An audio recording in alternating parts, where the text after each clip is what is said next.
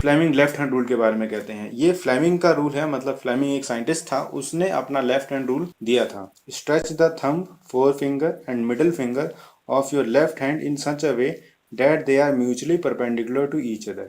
यहाँ पे हमें 3 फिंगर्स हैं, ये हमारी 4 फिंगर है, ये थंब है और ये मिडिल फिंगर है। इन तीनों को हमें कुछ इस तरीके से अरेंज करना है कि इन तीनों के बीच में 90 डिग्री का एंगल बन जाए। तो आप इसको अरेंज कैसे करेंगे मैं आपको एक बार बताता हूँ। ये जो होगा, ये आपके कॉपी के ऊपर रखा जाएगा, ये कॉपी के लेफ्ट साइड में जाएगा और ये कॉपी के ऊपर की तरफ निकलता हुआ आपको दिखाई देगा, ऊपर की तरफ।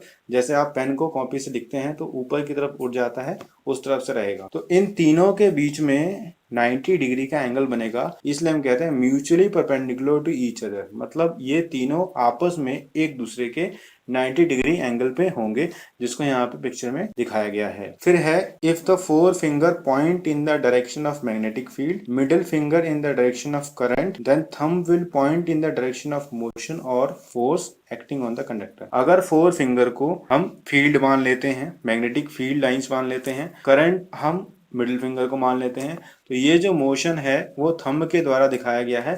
मतलब ये चीज हमें गिवन है, ये चीज हमें गिवन है और ये हमने फाइंड किए हैं फ्लेमिंग लेफ्ट हैंड रूल की सहायता से। फ्लेमिंग लेफ्ट हैंड रूल जो है वो ये बताता है कि मोशन किस तरफ होगा, यानी जो करंट जिसके अंदर पास किया गया है उसमें मोशन किस तरफ होगा।